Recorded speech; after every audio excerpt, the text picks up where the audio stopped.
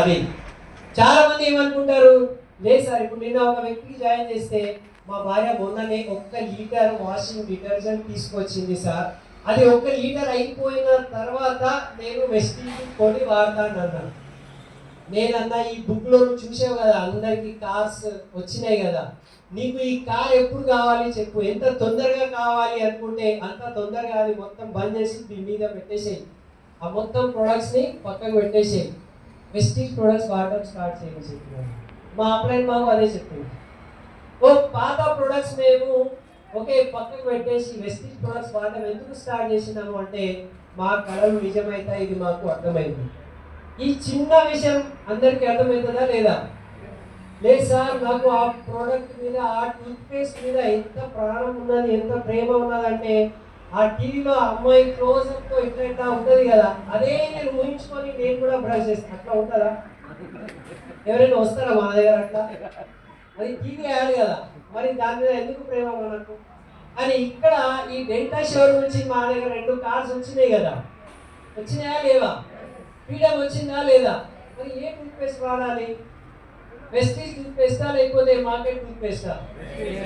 So దీనికి అంటారు 100% product usage. వెస్టీజ్లో ఏ product ఉండాలి? వెస్టీజ్లో ఫేస్ కేర్ ఉన్నదా? Vestige product. హెయిర్ కేర్ ఉన్నదా? Vestige products. ఇంట్లో హోమ్ కేర్ ఉన్నదా? Vestige products. ఓకే, ఇంట్లో చాయ్ కావాలా? వెస్టీజ్ చాయ్. నూనె కావాలా? వెస్టీజ్ నూనె.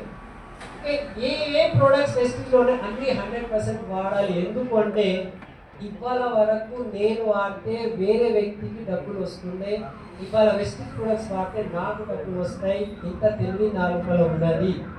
ఉన్నదా లేదా? ఇంత కామన్ సెన్స్ ఉందా? దీనికి 100% ప్రొడక్ట్ యూస్ ఇవాళ నుంచి చేస్తారా? కొత్తగా వచ్చిన వాళ్ళకి చెప్తున్నా, మీరు ఈ ప్రొడక్ట్స్ చేంజ్ చేసుకుంటే మీ లైఫ్లో ఓకే మీ కళలు అన్ని నిజమవుతాయి. ఇప్పుడు మారుతారా లేదా? ఇప్పుడు పని చేసే క్రమంలో ఏం ప్రాబ్లం వస్తుందంటే, ఇప్పుడే మీరు చూస్తున్నారు అది బంద్ చేసినాం కదా, అది ఏదో ఉన్నది దాంట్లో ఏదో ఓకే సౌండ్ వస్తూనే ఉంటుంది. మన లోపల నుంచి కూడా సౌండ్ వస్తుంది.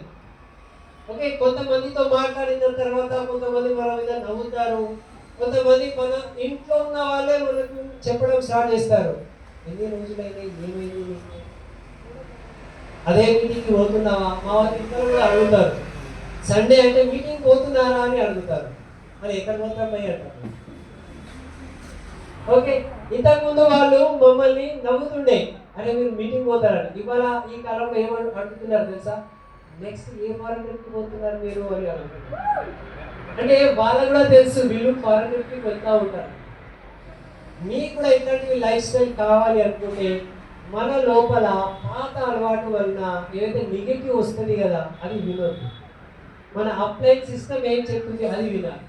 అప్లైన్ ఏం చెప్తారు అంటే మీరు డ్యూసిడీ కాగలరు, మీరు డ్యూసిడీ కాగలరు, మీరు 1 లక్ష ఇన్కమ్ తీసుకోవాలి, మీకు మేము హెల్ప్ చేస్తాము, మీ లోపల పవర్ సిస్టమ్ చెప్తుంది. కానీ లోపల నుంచి ఏం సౌండ్ వస్తుంది? అవుతుంది, ఇన్ని రోజుల నుంచి నేను చేస్తున్నా కదా. సో లోపల ఏవైతే ప్రాబ్లం ఉన్నాయో అది క్లీన్ కావాలి అనుకుంటే సిస్టమ్ మన లోపల వెళ్ళాలి. అందు గురించి మీటింగ్కి రావాలి అంటాము.